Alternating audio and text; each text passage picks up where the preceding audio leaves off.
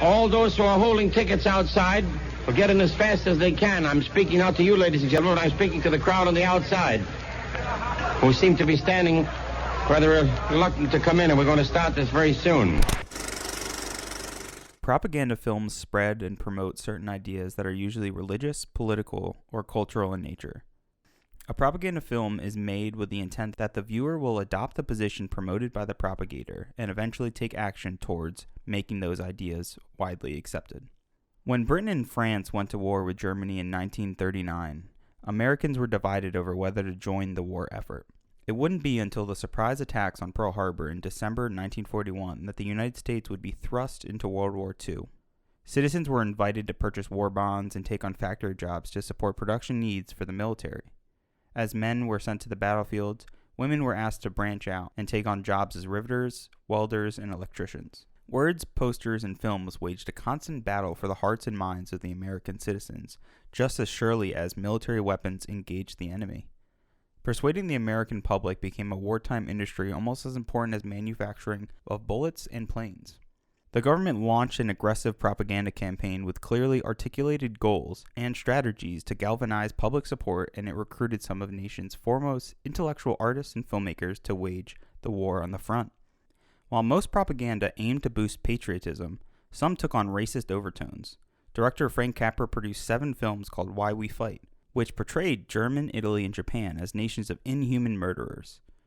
Warner Brothers sent Popeye and Bugs Bunny to fight the Japanese, while Disney released a short showing Donald Duck incapacitating Hitler with a ripe tomato. The war movies and cartoons did their part to keep Americans focused on the war effort, even as they were being entertained. Thank you to pbsandhistory.com for some of that great backstory and history. So, Ben, starting out this episode, I wanted to jump into propaganda film, and I want to jump into the question right away. What do you think of propaganda film? Can propaganda films go too far? Is there some good in using propaganda films, and where do you see them being used today in 2021? It's a slippery slope, because I think they do have there's good intention behind it when used properly, especially for something like World War II, with the way the Americans did it, and the way to, bring the nation together and give everyone, it's almost like a pep rally, get them excited, and more into backing the war and supporting it because of what America had to do. So I get that's important. But what stuck out to me was that last line he read, even as they were being entertained, the audience being entertained. And, I go back to the conversation we had for All Quiet on the Western Front. Is a movie about war, is something about, using something that's horrible, that's going on in real life, as entertainment, as box office glamour. It feels so strange to me and so off. And when we talk about the movie we're going to be talking about in this episode, it's such a propaganda film that it doesn't feel genuine. It doesn't feel like entertainment. You get lost in just the idea of a propaganda film, and you don't appreciate it, as another film, as something like All Quiet on the Western Front, which isn't a propaganda film. That's a very anti-war piece of art, whereas something like today's episode on Mrs. Miniver, it is meant to be more about, getting everyone to rally and support the cause and support the Allies in World War II. So it's kind of like the double-edged sword. I think when you ask can it go too far, I think this movie and kind of this whole year of 1942 in film goes a little far, at least for me, and for how films should be used and the entertainment side of films. So I'm not saying that we shouldn't be supporting the country, that we shouldn't be excited and wanting to fight, but I am saying that it's very troubling that of how many people were behind propaganda films like this at the time and viewing it as entertainment instead of as a pep rally type thing.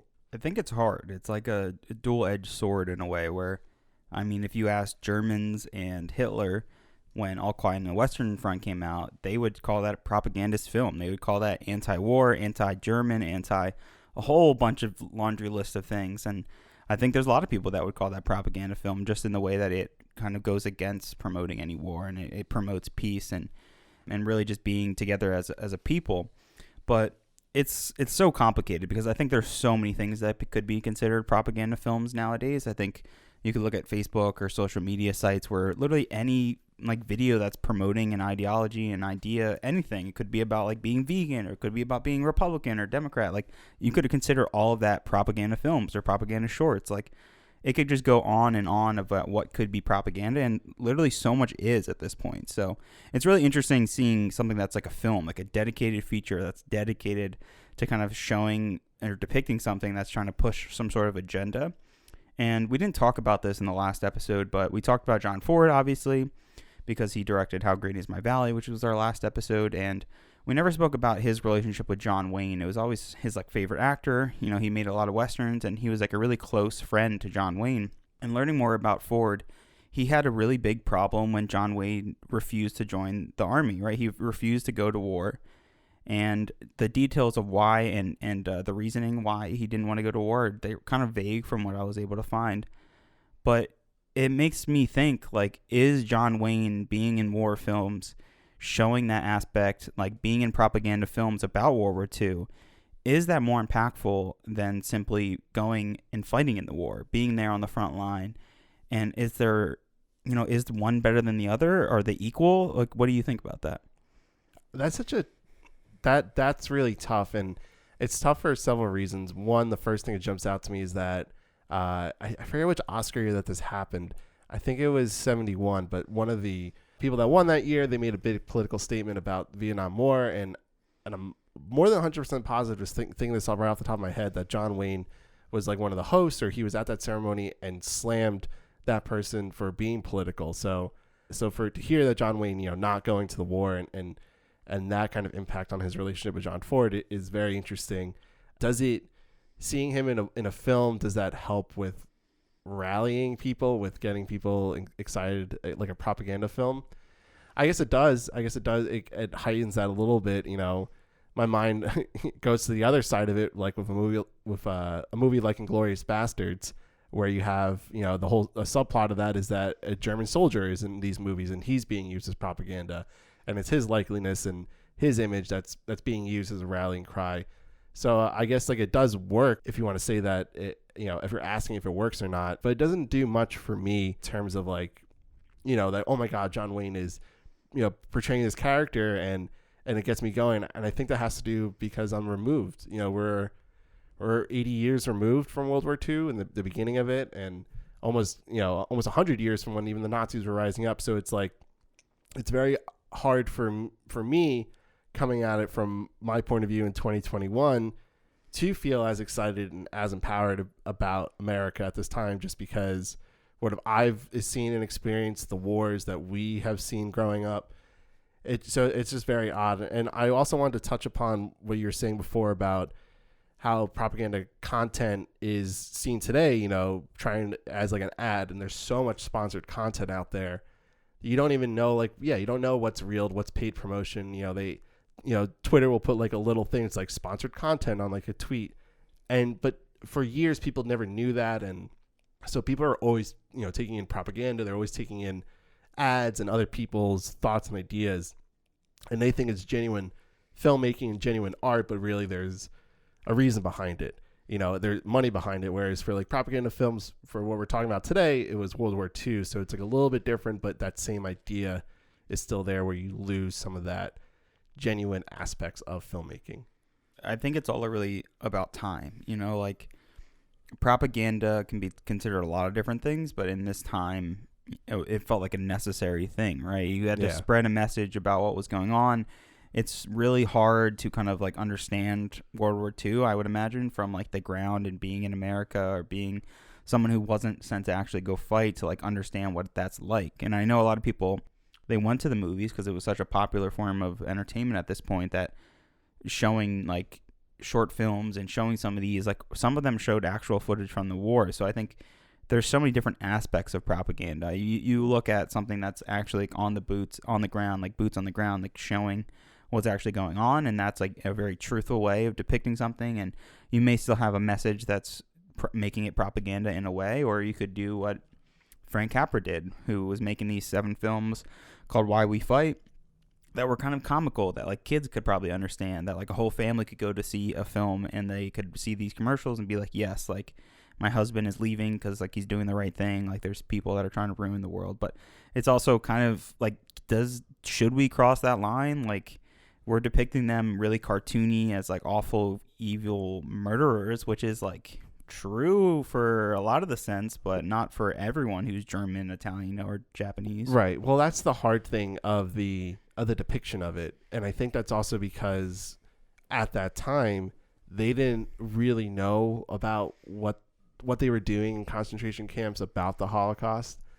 You know, people didn't know, and that's one of the sad things about it. So I think that's another perspective for us that's hard to look back on World War II and propaganda and war films, is because there's this missing piece, and it's not the filmmakers' fault. No one knew that the Jews were being killed like this in a mass genocide at the time. So when we're watching like World War II films or films about World War II as World War II is happening, or like right after it's over, it's still missing that like key piece. So yeah, it's very patriotic, but also it's a failure on the world for what happened. And so it's just it's odd. It is very odd to look at. And like, yeah, like Frank Capra made some great films and won a lot of awards, like this series of films, but at the same time we're so far removed from it. How can I truly appreciate it if I'm not there at the moment? Because now I'm just watching something that I know was propaganda film, that I know was used for a certain purpose, and it was not entertainment, and it wasn't how we're trying to even talk about like these films in general as entertainment, as film, as art. You know, it's such a weird thing. It's a weird balance. It's a double-edged sword, as you said before. So it's certainly strange to talk about it. Definitely, and I think that perfectly leads us to our film today, Mrs. Miniver. So Ben, is Mrs. Miniver worthy of the Best Picture Award of 1942?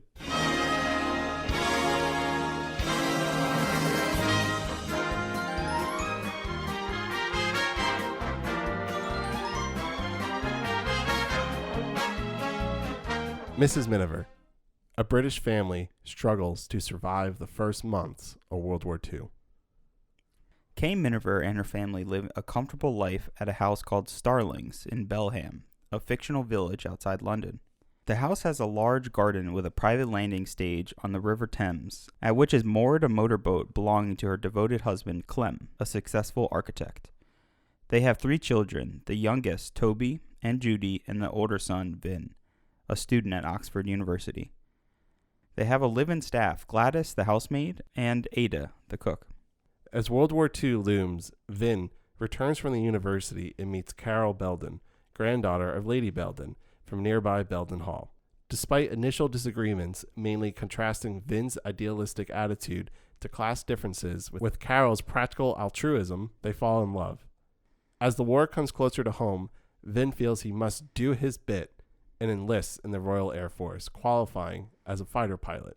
He is posted to a base near his parents' home and can signal his safe return from operations to his parents by blipping his engine briefly as he flies over the house. Vin proposes to Carol in front of his family at home after his younger brother prods him to give a less romantic but more honest proposal than he had envisioned. Together with other boat owners, Clem volunteers to take his motorboat, the Starling, to assist in the Dunkirk evacuation. Early one morning, Kay, unable to sleep as Clem is still away, wanders down to the landing stage. She is startled to discover a wounded German pilot hiding in her garden, and he takes her to the house at gunpoint. Demanding food and a coat, the pilot aggressively asserts that the Third Reich will mercilessly overcome its enemies. She feeds him, calmly disarms him when he collapses, and then calls the police. Soon after, Clem returns home, exhausted from Dunkirk. Lady Belden visits Kay to try and convince her to talk Vin out of marrying Carol on account of her granddaughter's comparative youth at age 18. Kay reminds her ladyship that she too had been young, 16 in fact, when she married her late husband. Lady Belden concedes defeat and realizes it would be futile to try to stop the marriage. Vin and Carol marry. Carol has now also become a Mrs. Miniver, and they return from their honeymoon in Scotland. A key theme is that she knows Vin is likely to be killed in action, but their short love will fill her life. Later, Kay and her family take refuge in their Anderson shelter in the garden during an air raid, and attempt to keep their minds off the frightening bombing by reading Alice's Adventures in Wonderland, which Clem refers to as a lovely story. They barely survive as a bomb destroys part of Starlings. The Minivers take the damages with nonchalance. At the annual Village Flower Show, Lady Bell silently disregards the judge's decision that her rose is the winner. Instead, she announces that the rose entered by the local station master, Mr. Ballard, named Mrs. Miniver, as the winner, with her own Belden rose taking second prize. As air raid sirens sound and the villagers take refuge in the cellars of Belden Hall, Kay and Carol drive in to join his squadron. On their journey home, they witness fighter pilots in a dogfight. For safety, Kay stops the car and they see a German plane crash. Kay realizes Carol has been wounded by machine gun fire from the plane and takes her back to the Starlings. She dies a few minutes later after they reach home. Kay is devastated. When Vin returns from battle, he already knows the terrible news. Ironically, he is the survivor and she the one who died. The villagers assemble at the badly damaged church, where their vicar affirms their detrimentation in a powerful sermon. A solitary Lady Belden stands in her family's church pew.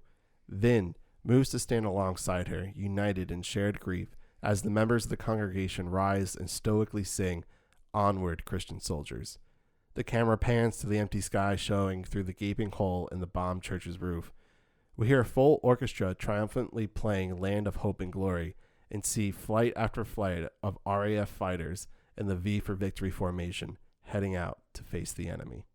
Mrs. Miniver starred Greer Garson as Mrs. K. Miniver, Walter Pidgeon as Clem Miniver, Teresa Wright as Carol Belden, May Whitty as Lady Belden, Henry Travers as Mr. Ballard, Richard Nye as Vin Miniver, Christopher Severin as Tovey Miniver, Claire Sanders as Judy Miniver.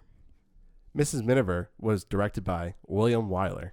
Writing credits by Arthur Wimperis, James Hilton, Claudine West, based on the book by Jan Struther, and contributing writers Paul Osborne, R.C. Sheriff, and Henry Wilcoxon. Produced by Sidney Franklin and William Wyler. Music by Herbert Stodhart. Cinematography by Joseph Ruttenberg. Film editing by Harold F. Kress. Art direction by Cedric Gibbons. Set direction by Edwin B. Willis. Sound design by Douglas Shear.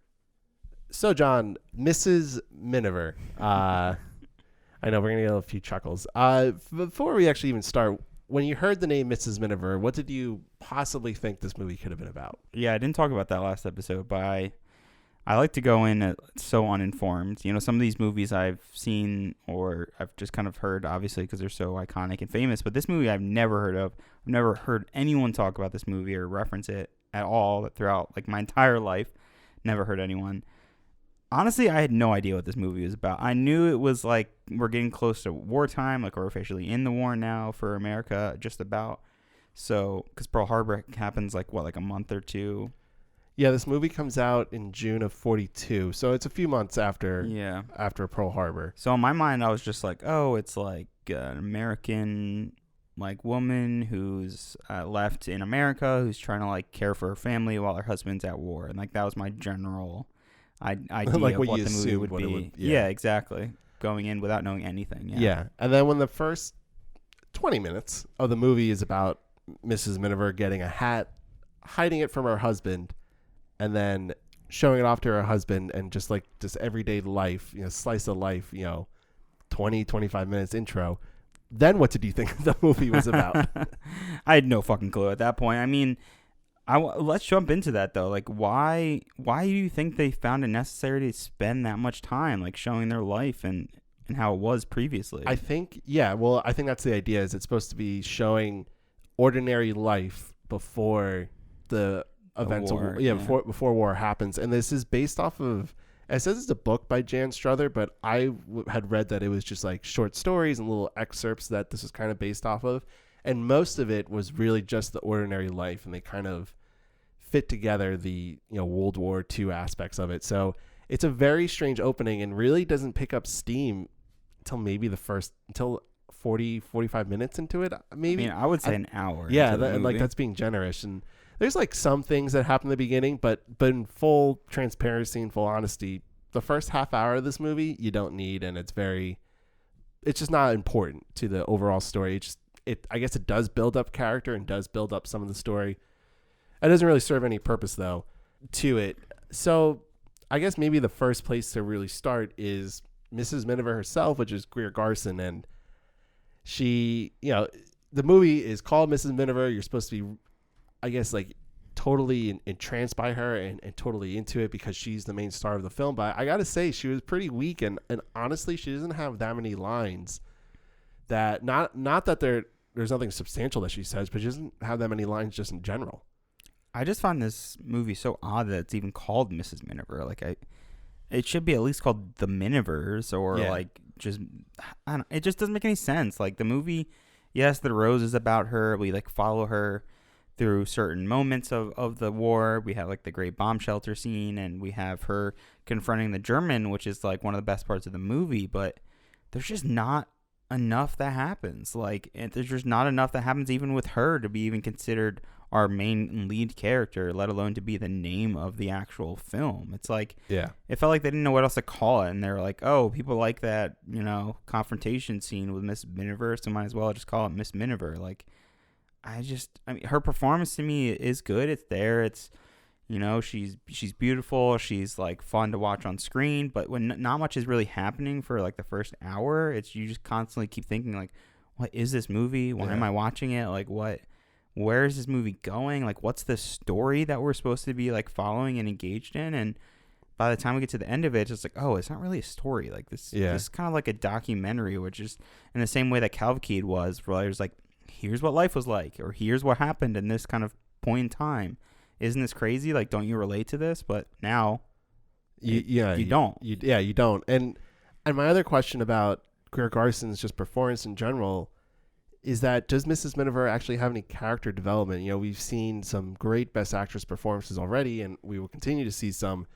When I think of like Claudette Colbert, that whole transformation that she went through, just as the character itself. And then when you see Greer Garson in this movie, it just doesn't, she doesn't like change that much. She's pretty much the same person from start to finish. Well, and I'm not saying that's like a bad thing, but then when you think about, again, like what a movie should be and how a movie should transform someone, and really just stories in general should transform people, she isn't really transformed. Yeah, they go through shit, but it doesn't seem like she's actually that affected by everything that's going on. No, like you would want to see a larger change. I mean, you watch film to experience a story, but also see characters change and like go through an arc. And I really don't think any character in this movie has an arc. Like, I guess they're trying to kind of show that where, they care about like materialistic things, like their life is like kind of beautiful. They just like really want to buy and spend their money, and they like love their family, and they have such a nice perfect life. And then by the end, it's just like, oh, their house is destroyed. Like, they're just happy to see their son. Like, but like they don't like specifically dive into that to be, oh yeah, like that's what this is about. Like how much you can be changed, but like as long as you have your family, like things will be okay. But it doesn't try to send that message at all. It just kind of shows you things that happen. Yeah, I think the only character that goes through some kind of change is Lady Belden. And exactly.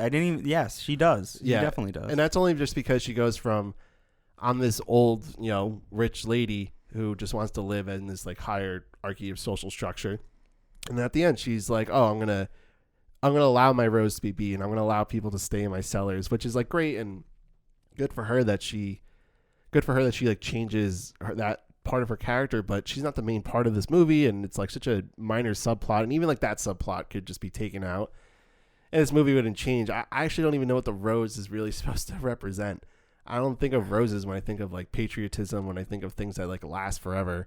I just think of something that's love and romantic. And so to like center kind of like a big subplot of this movie on a rose being named after Mrs. Miniver really just convolutes this whole, like all the themes and everything else going on. It really just makes no sense. It's kind of hard to understand why it's in there.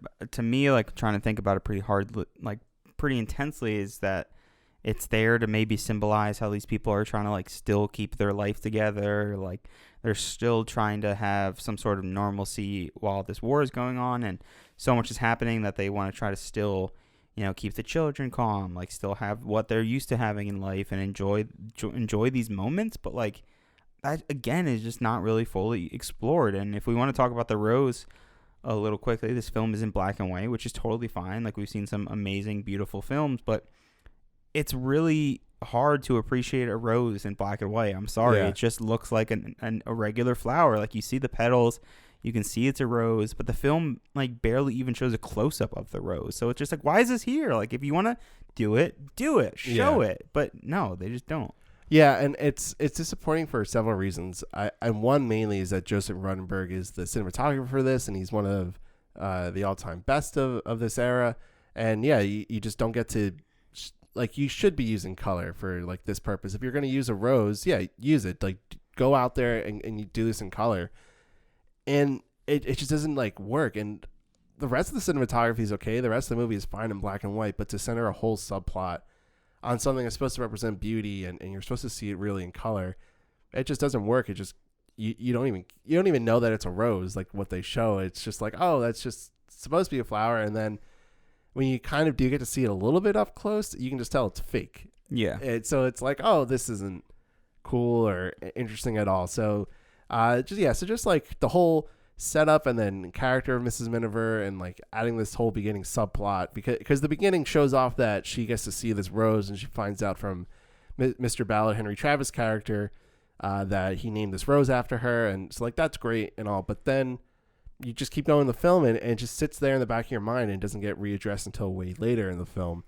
So Mrs. Miniver herself is really just vanilla as a character, and then you have Walter Pidgeon as Clem, her husband, who even more vanilla and which sucks because we spent a lot of time for How Green Was My Valley, how we loved Walter Pidgeon. Yeah, he was phenomenal. He was phenomenal, and like he's not bad in this, he's just not great in this either. Yeah, I mean, no one's performance is bad. I mean, we could even talk about the kids. Well, no, there's some bad performances. I mean, of like the main cast Yeah. and like the family. I don't think anyone has like a bad or poor performance, but he is as a character like Ben. Tell me anything about Mrs. Miniver or Clem Miniver, and you're gonna tell me that like she likes hats and he likes cars, because that's literally all we know about these characters. And they're strong people, and they're rich. Yeah, which is another huge point of contention I know with people, because I mean, it's hard not to see it. Like, there's this iconic bombing shelter scene where they're kind of hiding as London's being bombed because they're, in the suburbs outside of London. So you know how horrible it is, and us knowing U.S. and British history and World War II history, we know how destroyed London got. And it's just like, if you want to do a story and really put people in the shoes of these characters and this world, why are we showing like the upper middle class who has this? I'm sorry, they have the easiest out of anyone who's in London or the surrounding area. Like, people in London were either severely poor or they were rich and they just left. So the poor people were just stuck there to be in like the underground, to like hoping that they didn't collapse on them. Like, which is way more interesting if the whole film's about like how they literally could die at any point because they're trapped in the city that's constantly being bombed. Like, what was the purpose of showing this? And my opinion, it has to be because the majority of audiences that were going to film were probably middle class and upper class people. That has to be the reasoning. Yeah, I definitely think so, and it's definitely Americanized with the way the homes look and the way it's like all set up. It's very the way that no one has a British accent in the movie. Yeah, I think Greer Garson's the only actual British or English person, and she doesn't even have a great accent for it. But yeah, it is weird. It is off base because this movie is supposed to be about getting everyone into it, and when the majority of a country is a poorer country or a lower middle class, they can't really feel sorry for a family that's being waited and on hand and foot by house servants and all that. So it's just it falls on deaf ears, the way that it's all portrayed and the way it all looked. Like, they want to go the distance in showing how destroyed the house is by the end, but it's just like, it just feels half-assed, like the way that it shows that, and it doesn't like want to dive deep into like how like sad it actually is. But let's like dive into an actual scene. I really like breaking it down. We usually, when we watch some of these movies, we like find so many great scenes that we want to talk about and dive into. But watching this movie, it was like, there's like 3 scenes that I want to talk about, and that's there's very little scenes in this movie because the whole first hour is literally just setting up the family, setting up the rose and how that's going to come back into play, like, letting Vin fall in love with this woman, with Carol, and Teresa Wright. Yes, falls in love with Carol Belden as Teresa Wright. Thank you, Ben. And they have like, they're, in a way, it's a conversation that you would hear like nowadays, right? Where they're kind of like play fighting in a way. They're kind of cutesy. Yeah. They're, One of the notes I even wrote down, it felt like this is something I wrote down sophomore because I was thinking this is something that not a freshman in film school would make, but a sophomore in film school would make. Wait, what do you mean? Like their conversation? And the conversation and sort of like some of the shot choices. It's obviously the craft, but you're not doing it well enough where it's effective. It's just like you're going through the motions to make it, which I think is one of my criticisms about William Wyler in this, is that there's nothing to like sink your teeth into, which is the problem that we only have like 3 scenes to really sink our teeth into, and even that is like barely even getting our teeth into it. Yeah, I mean, the whole beginning is, like I said, setting up their characters, but there's so little that they're actually setting up. It's pretty dull and boring, and it's really hard to get into, and which is unfortunate because there are like really phenomenal scenes, I think, in this movie, and there's interesting scenes like when we first get almost over an hour into the movie. At this point, we get the first real conflict. Honestly, It's an hour and 10 minutes into the movie. It's the first time there's tension. Yeah, well, any conflicts really. Like I guess you could say the conflict is like, oh, they have a relationship. Like, will they? Won't they? Like, will they be a couple? With Vin and Carol, like you have some of that. Like that before, and it's not really that much of a conflict. You know what's going to happen. You have the conflict of, Lady Belden not wanting the rose, and that's such a barely a conflict at all either. So it's not really into an hour and 10 minutes in this 2-hour movie that we get this conflict where there's earlier murmurs about how like a German fighter pilot was shot down, and like no one knows where the plane really landed, so they don't really know. And Mrs. Miniver kind of walks in her garden and sees the hand with the gun, which I think is a really compelling shot where it's like this kind of slow dolly into the hand on the ground with the gun. It starts out tense, and you actually, you all of a sudden you're like, you feel like an icy sensation. You're like, oh my God, like she's actually in danger right now. Like it's actually here, and you're physically going to deal with it. And when you set up that your main character is going to be confronted with a German soldier in their home, it's like, whoa, that's like really intense. It's intense and it's interesting, but go on, because it doesn't play off as well. No, I mean, something I should mention too is that something that also is not very clear in the movie is that Clem, Mrs. Miniver's husband, goes to Dunkirk to essentially assist with a bunch of other civilians. And we kind of see them entering that scene, and then they go off and we see Mrs. Miniver, who's now with the German. And there's this back and forth where he has the gun and he's like basically ordering her to give him things. His arms look damaged. He's asking for like food. He's cold. He wants a jacket. And the scene just doesn't go anywhere. Like immediately I was super excited because I was like, oh, okay, like this is what the movie is. The husband's off at Dunkirk. Like we're going to cut back and forth between Dunkirk, which is going to be really interesting because I know so much of that, and I've seen Dunkirk, and I've learned a lot about it over the kind of past 5 years, and we're going to cut back and forth, and this is going to be like crazy. We're going to have like the at-home battle where she's like stuck with this German, and then we're going to have like the actual on the front lines with the husband, but that's not what the movie is at all. The scene with the German fighter lasts maybe 5 minutes. He falls asleep, I think, because he's really tired. You don't really say why. He's just exhausted because he's hurt, and he probably hasn't slept in like days or something. We don't know because they don't say or make that clear at all. And she just calls the cops after taking the gun from him when he falls asleep. So it's just like there's no point to the actual scene other than like that could have been dangerous or something bad could have happened. Yeah, and this is where like the propaganda aspect of it comes in, because again, like there's no dialogue really from Mrs. Miniver, from Greer Garson's character. It's really mostly the German soldier who is barking orders at her, and then towards the end of the scene, he's basically saying how they're going to just keep on decimating European countries.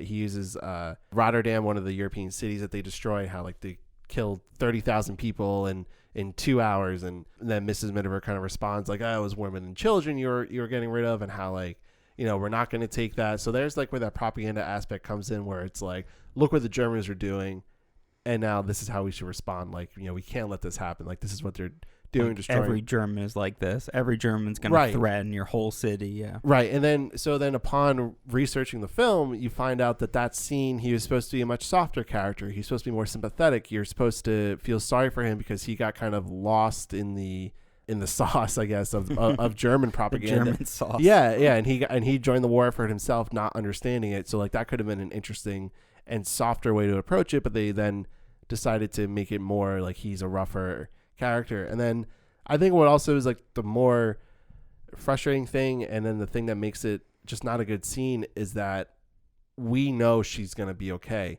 And I say that because from our modern perspective, we know that leading ladies in old Hollywood films are not going to just be killed off. That was why in Psycho, when I'm forgetting her name, Janet Leigh, I'm forgetting her right now. Yeah, but when she dies, that was crazy. People were like, the leading lady that you've been billing this whole time, she that dies. You sold the movie on, right? Yeah. She dies 40 minutes into the film, and so from our perspective, from a more modern take, that she's gonna be okay. She's not gonna die. So you just don't feel as intense about it because you understand. But it would have been great if he does hurt her, or shoots her or something, and she like has to go into a coma, or she does die, and then it kind of takes on a whole new thing where like Mrs. Miniver is dead, and then you have Carol as like this new Mrs. Miniver, then you have the Mrs. Miniver Rose, like maybe that carries on her legacy. That builds it up more, but because we know she's gonna be okay,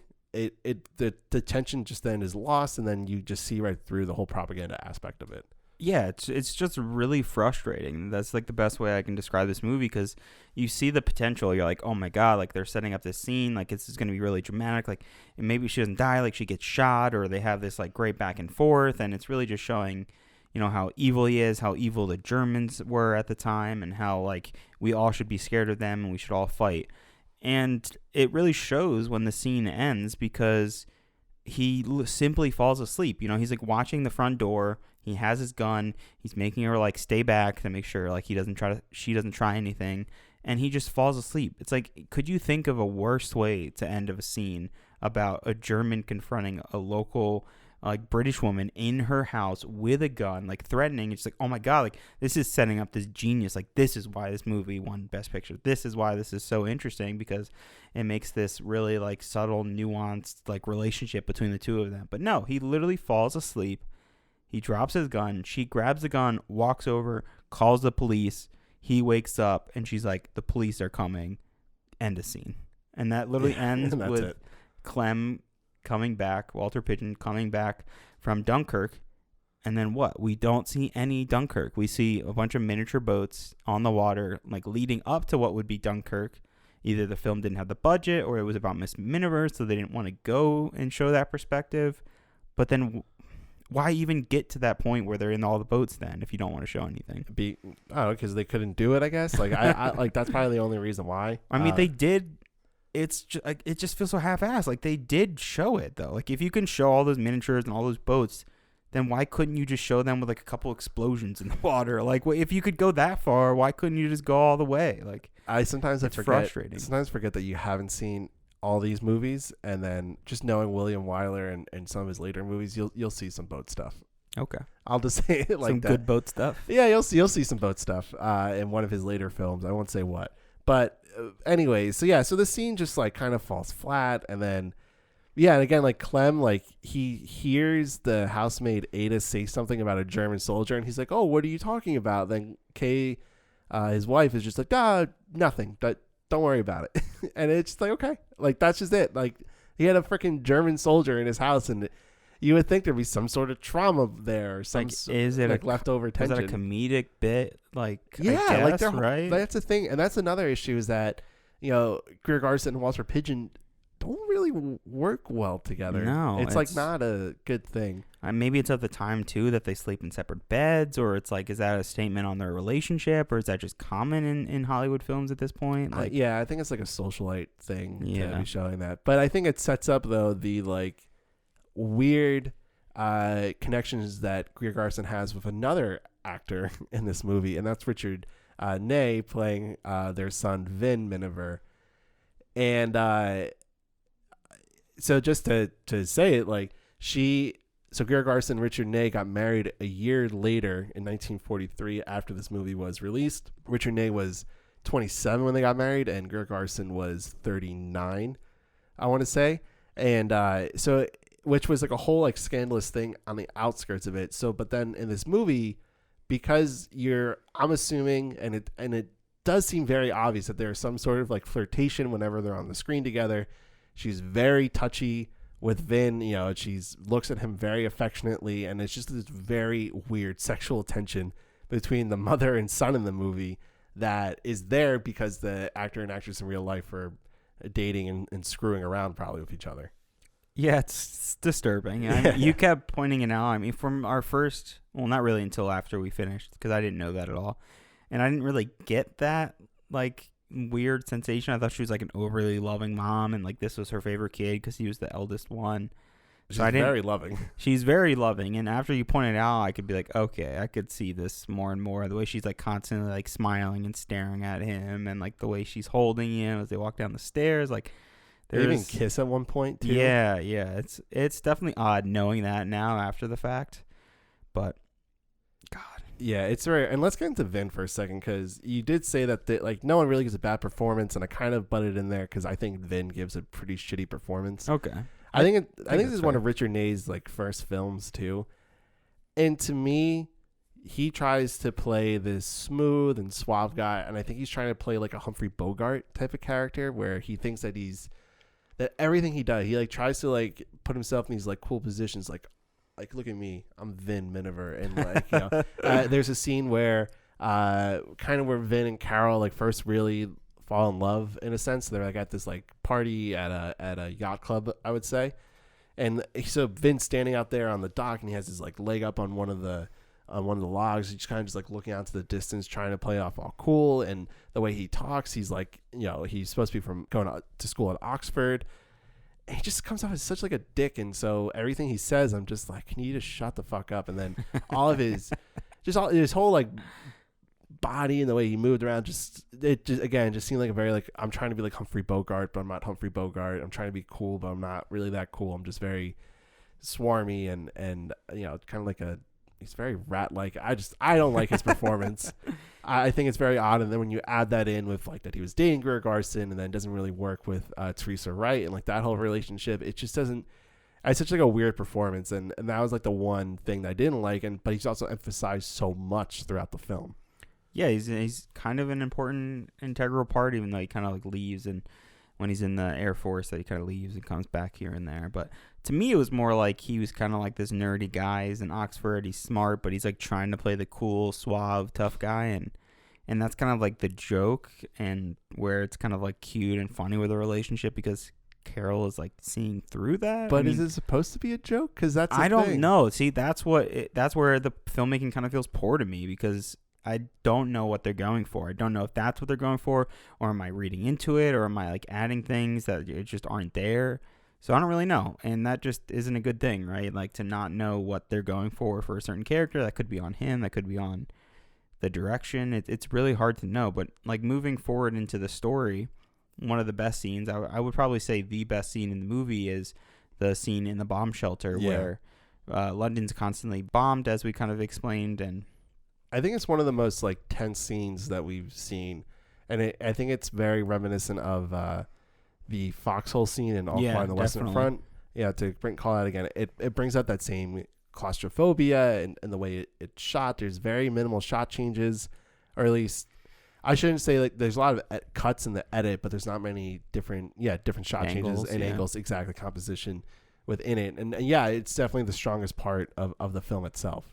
And I think we see like the shining moment of their performances, as like Walter Pidgeon playing Clem is like showing a really like endearing performance where he's like really scared himself, but he's like trying to be comforting. And we have Miss Miniver, who's like being the more vocal one. She's there kind of like comforting her kids.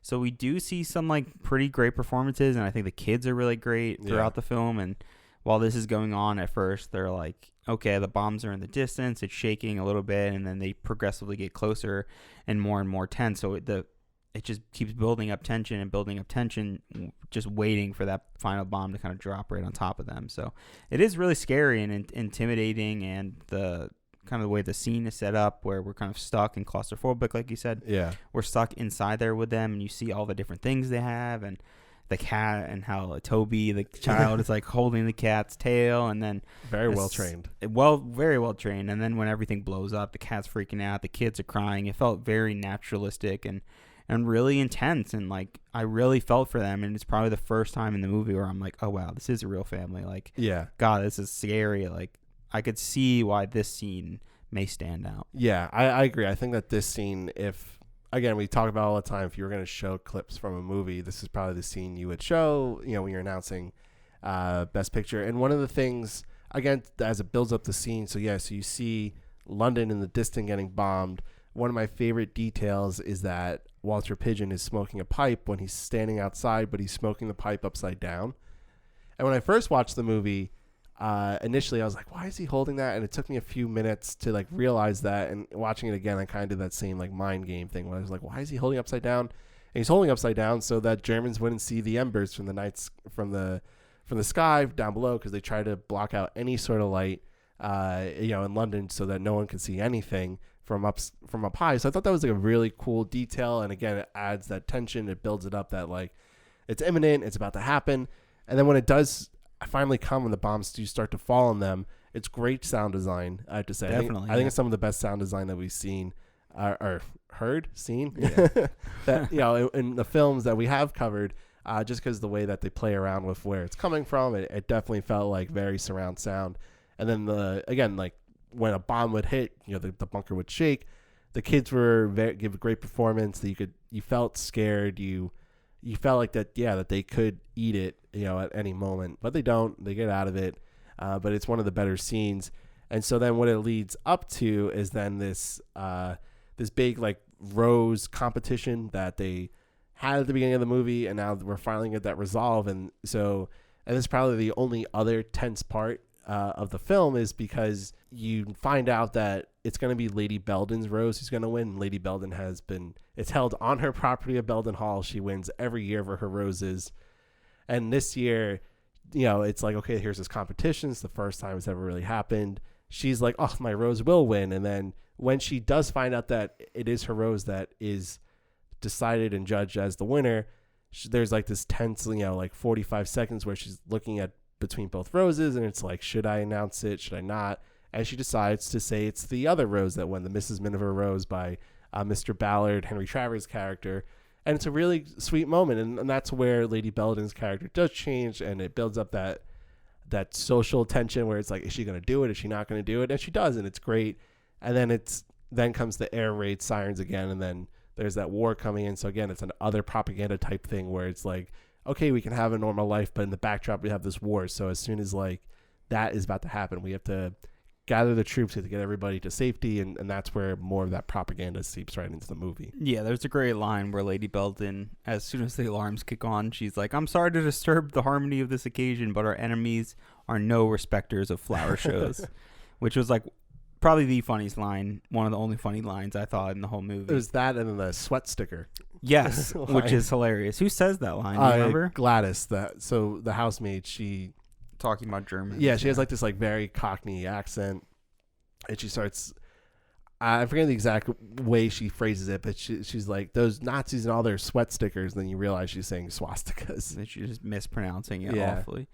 And before we get to like further down the line when we talk about Carol's death, I think we have to talk a little bit about the kids. And I think specifically, I don't think the daughter has much, but Toby, the younger son, played by Christopher Severn, he's interesting because he's almost used the most, I think, in this film as like a tool for propaganda in a weird way, where it's just like, little boys love guns and they love shooting guns, but no one in the film is more gun-ho about there being a war than this tiny little boy. Yeah. And it's disturbing and kind of funny in a weird way, because he's constantly like mimicking shooting machine guns and how he wants to go to war with his brother Vin. And I guess it's supposed to kind of like flip it on its head when he's in the bomb shelter and he's screaming and crying because it's disturbing, but it's just, it kind of feels uncomfortable that they're using the child to be like, don't worry, like kids that are watching this movie, like war is good, like your brother who's going off to war that may die and you never see him again, like don't worry, he's doing the right thing, it's gonna be good. Like, I don't know, what do you think about the kids in this film? Yeah, I found them annoying, honestly. Yeah, honestly, some of their lines are like irritating. I think that it's cute. I think that to read that much into it is maybe giving them too much credit. I think it adds that depth to it. It adds that like, oh, little boys love war, but at the end of the day, I'm not watching this movie to be rallied up about World War II. I'm trying to watch this movie to fit it in with other Best Picture winners. And so that performance just doesn't really do enough for me. It's like, okay. And then, yeah, you completely lose, what's her name? Judy. Because she doesn't say anything in the movie. Barely anything. And then like one of the final shots that you see the family in the church, she's completely blocked off by another actor. You don't even see her. You don't even see her. Yeah. So she's like not even important to the film. So I get why, they're there and he's like a funny character. And he kind of the one thing he does do is he prompts Vin to propose to Carol. Yeah, which not on one knee.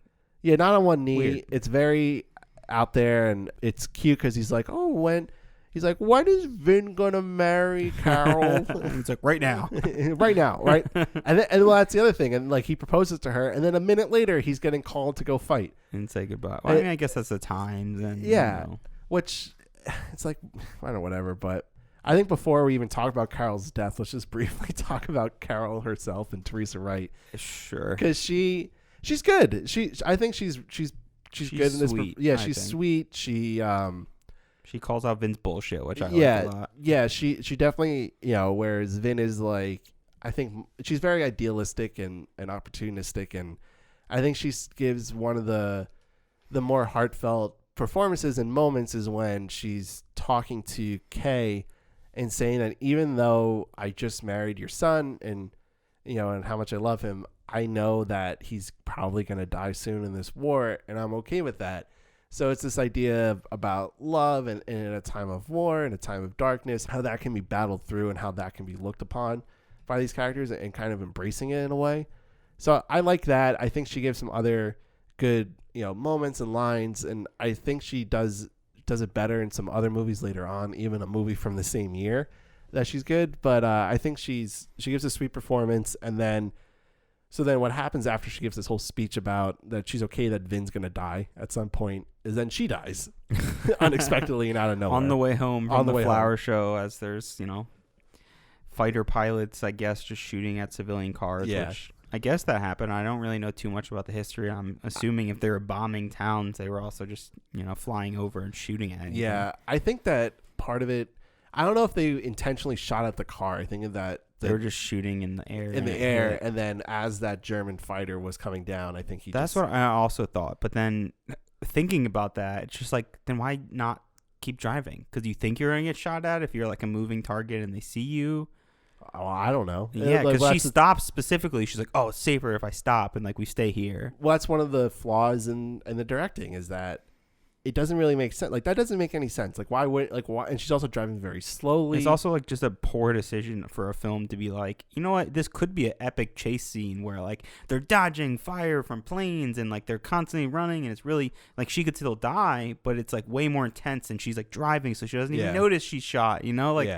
It's just like, why would you do this? Like, it's just a worse decision than anything else you could have done just to have them park. Yeah, it really doesn't do much. It's a cool little moment because you get to see some actual fighting, and so maybe that was like where their budget could go to. It was definitely tense because like they're there and like you hear the great sound design that's kind of happening, and it is similar again to All Quiet on the Western Front, where I'm forgetting the character's name, but when he dies, one of the main soldiers at the end, he dies from the explosion, Cat. right? I think it's Cat. And he's like holding him on his back, and there's something really compelling about like someone being hurt or just dying, and like the other character doesn't really know. Yeah. And like you, from the audience perspective, like something's wrong, and you're there with the character to kind of figure out that revelation. Like that's really compelling and really interesting. But like again, what does this movie do? It just drops the ball. It doesn't do it correctly. It builds up that tension where you're like, wait, why is Carol? Oh shit! Like she's shot. Like you see kind of blood. You don't really see it. Like you just know that she's shot. And then what happens? She gets taken home. Yeah. And like Miss Miniver doesn't want to look at the wound. Doesn't want to address it. Like not even like acknowledge that she's shot. Like just she's laying on the ground and that's it. Yeah. She like tries to call an ambulance. I don't think the flaw is in her getting shot and like them drop. They drop the ball in the sense that the setup doesn't make any sense. Like, why would they be driving slowly? Why wouldn't they? Yeah, well, I just think they dropped the ball in like the scene. Like the scene doesn't work. Like there's interesting aspects to it, but again, the scene doesn't work because one, why is Carol killed? What does that add to the plot? What does that add to the story or the themes of the arc? Nothing. Well, it adds the idea that anyone can eat it. Well, at this it time adds to that we're the all fact this together. that you're watching this. It's scary. You don't want your freaking wife to die, so you should go fight in the war. Like, that's all that it does. Right. Again, it just pushes you to feel a certain way to then go and do something, which again it's a propagandist film. It's hard not to see it in so many of these scenes, but if you're at least going to do it, like, sell it more. Like, why would Miss Miniver not, like, address it or, like, even look at the wound? Like, it's so unhuman for someone to be injured in any way and to be like, can I look at it? Like, we should put something on the wound. Like, it's moronic. Yeah. To, like, not even look or, like, attempt to help the person. Like, your first thought is to just drive home, set her on the fucking ground, and just call someone. Like, you don't want to somewhat help the situation here. Drive to the hospital. Or just drive to the fucking hospital. Yeah. It makes no sense. It's so frustrating. What it does give is a very intense death for Carol, because you see the way it's lit and it's like in the dark, and her body just like shudders and then she dies, and like that was a good. Again, it's really intense too because she walks away, right, and then she dies. So it's just like a really dramatic. You're from the viewer point of view. You're like waiting for the main character to see this because you already know what happened. So there's that tension there, but it's just like, why are you making these other decisions? It's so frustrating. She wanted to fuck her son herself. God. I don't know. And it's being facetious right there. But yeah, it just doesn't work. And then the movie ends with, again, another drop the ball moment. So they're in the church, and this movie is called Mrs. Miniver. You're kind of waiting for that big Oscar moment for Greer Garson. And it's just not there. And instead, the big Oscar moment that everyone rallies around, that President Roosevelt at the time got, publications to print this speech that that the vicar reads or says, is said by the vicar and not by Mrs. Miniver. So you have this character that we saw once before at the way beginning of the film when she's buying the hat. She sees the vicar, and then I didn't even remember that. Yeah, like I only knew that because I had just. I was like going through the movie today and I was like skimming through. I was like, oh yeah, they did me at the beginning. But anyway, so it's like said by this person who has nothing to give, that I didn't give anything else to the story. And you're just like, okay, like I don't care. But I guess I care enough to at least read you part of the speech. Well, so basically the vicar starts talking about how the recent bombings had decimated the town. He says that Mr. Ballard, he died only an hour after getting his rose, which, like, what the fuck? Like, why not show that? Yeah, why not show that? That's really sad. And then he touches upon how Carol died and how it affects two families, just like all these sacrifices that these people make. And so he ends the speech by saying this about their sacrifices that people make. He says, I shall tell you why. Because this is not only a war of soldiers in uniform, it is the war of the people, of all the people. And it must be fought not only on the battlefield, but in the cities and in the villages, in the factories and on the farms, in the home and in the heart of every man, woman, and child who loves freedom. Well, we have buried our dead, but we shall not forget them. Instead, they will inspire us with an unbreakable determination to free ourselves and those who come after us from the tyranny and terror that threaten to strike us down. This is the people's war. It is our war. We are the fighters. Fight it then. Fight it with all that is in us, and may God defend the right. Very patriotic and very in your face propaganda. You can tell that, I'm sure when people saw this and in the movie theaters, they were like, fuck yeah, America, and like all that, and like, cool, good. At the end of the day, for us watching this movie, we don't get that same sense, as we said before.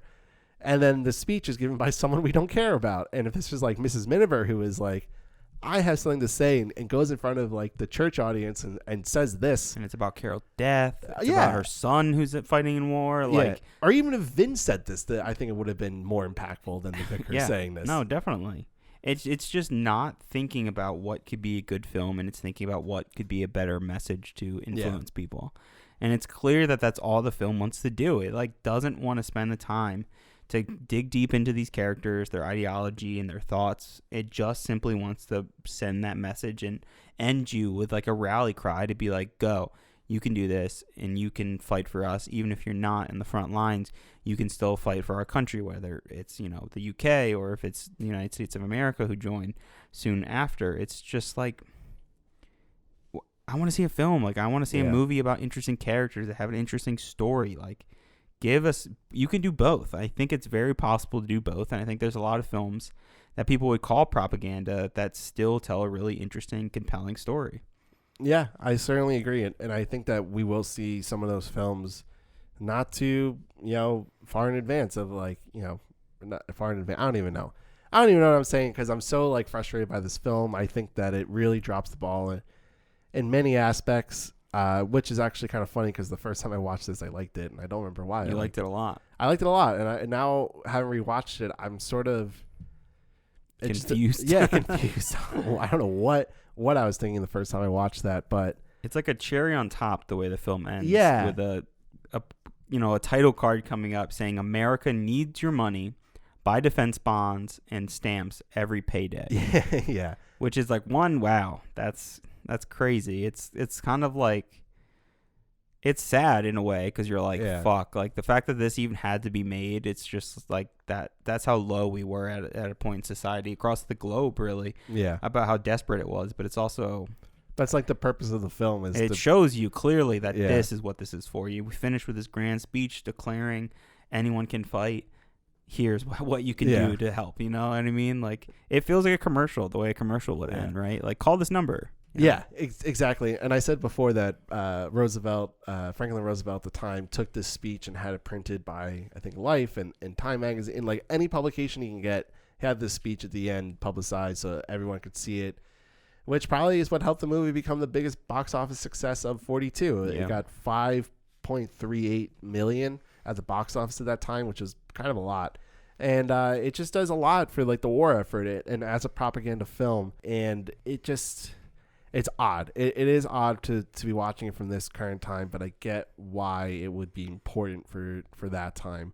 So is there really anything else that we should touch on about this movie? Because I think we hit the major parts of it. I think we hit everything really that we needed to. I think really the only thing left, using our 100-point scale, calling this a propaganda film or propagandist film, out of 0 being there's no propaganda in this propagandist film, and 100 being the most propaganda ever, what would you give Miss Miniver on a propaganda scale? I think a 95. I think wow, you think it's that high? I think most of the film is supposed to be propaganda, and that 5% is where there's some change in that, but it's all meant to be about the war effort and what you can do. Yeah, I don't see it as any other way. The conversations that the characters have are all centered around, your life and your legacy and building that up and then building up what you could do in the war and just this ordinary life, which is what makes it a boring film because you don't care about a lot of this stuff. And then when you do care about some of the stuff, it's just not that good. And I think it's very, I don't know what you think it's supposed to. I was going to say an 80 because the majority of it, we is spoken about, it's aimed to send a message and to tell you what the creators and the producers want you to think and how to promote and really support the war. But there's that 20% where I can't really tell, is it what they're going for? Are they actually trying to tell a compelling story with the rose and the difference of how much you're changed? And is there something there that I'm missing? I think the rose has to be some sort of propaganda, there's beauty still to be had type of thing in the world and how that will thrive. And there's all these things, I guess, at home that can ground you, and using your garden was because that's a land thing. That's an important thing. Yeah, because having land, having your own garden, I think that's supposed to be very political, but I don't think it works well, is what I would say. So that's Mrs. Miniver. That's kind of our thoughts and feelings about it. So let's jump into the 15th Academy Awards. The 15th Academy Awards were held on March 4th, 1943 in the Coconut Grove at the Ambassador Hotel in Los Angeles, California. It was hosted by Bob Hope, and a portion of the ceremony was broadcasted by CBS Radio.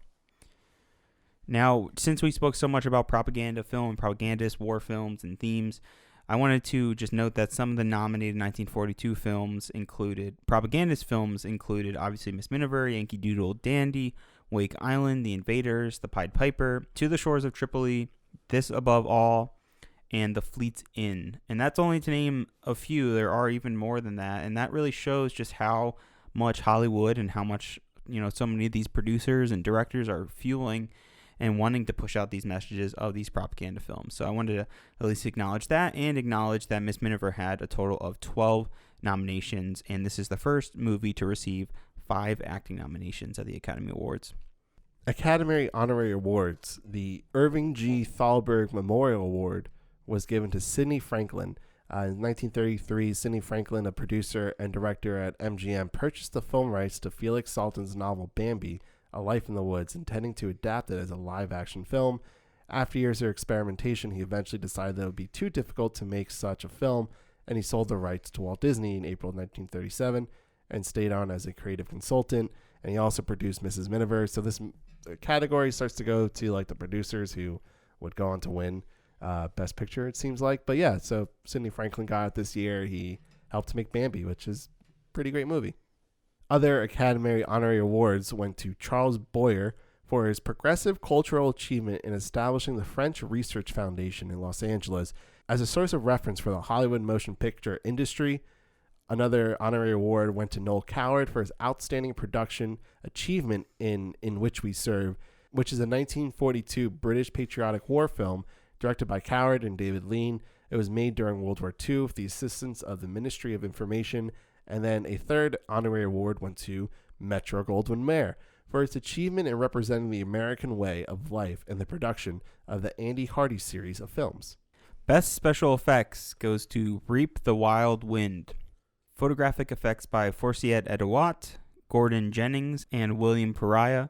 Sound effects by Luis Messencop. This is a Cecil B. DeMille film, his second movie to be filmed in color. Edouat and Jennings won the previous year in the same category for I Wanted Wings. Best film editing went to The Pride of the Yankees, Daniel Mendel. This is the only win for The Pride of the Yankees out of 11 total nominations this year, which was the second most behind Mrs. Miniver. Mendel is one of the 4 film editors to win 3 Best Film Editing Oscars, which is the most all time. He would also go on to win for the 2 Best Picture winners, The Best Years of Our Lives and The Apartment. I actually watched The Pride of the Yankees a few days ago. It was a movie that I've always wanted to see, and I'm not a Yankees fan, I'm a Mets fan, but Lou Gehrig, I know the whole story, Lou Gehrig's disease and the speech that he gives, and I really wanted to see it, and I actually really agree with this win. It's a fast-paced film, it's a biopic, and it actually does a pretty good job going through Gehrig's life. It's not this like perfect, biopic, but I think it's actually it's pretty well told and fast-paced. There's these really good transitions that they do throughout the film, going from city to city, going through this like baseball season. And it's just really well put together. And the speech at the end that Gary Cooper gives is Lou Gehrig. It's a very famous speech. And really well put together. They use some like projection effects in the back to kind of help Cooper, I think, get through it. And just the way it's all pieced together, really well done. I really like this movie a lot. And it's actually one of the few non-World War II movies, propaganda movies of this year. And I think it deserved more. And I know you didn't get to see it, but I would definitely encourage people to see it. And also starred Teresa Wright in it, and she was phenomenal as Mrs. Gehrig in it as well. So The Pride of the Yankees getting that film editing award. I mean, any movie about baseball, I'm down. Totally be willing to watch it. I think it's the best sport for film. I will also mention that Mrs. Miniver is in this film category, or in this film editing category. I don't really see why the editing would be kind of there. No, it's not. I don't know. I think it's one of those things where they're like, it's one of the films that are nominated a lot. Might as well throw it in one of those categories. Yeah, 100%. Best cinematography color goes to The Black Swan by Leon Shamroy. This is Shamroy's first of 4 total Academy Awards in this category, and he is tied with Ruttenberg for the most ever. So, Ben, do you know that much about The Black Swan? Because I know The Black Swan, I don't remember the year. 2008 is one of your favorite films? 2010. 2010? Yeah. Yeah, it is one of my related? Like, is it a ballerina story about The Black Swan? Because I know that's a really old No, when I looked up this movie, it said it was a swashbuckling thriller. So I think it has more to do with the sea and all that, not beautiful ballet dances and Natalie Portman just fucking killing it. That's like that's a great acting performance. That's a really old, like, I don't want to call it Broadway. I don't know what to call it. Ballerina dancing. I don't know what the word is.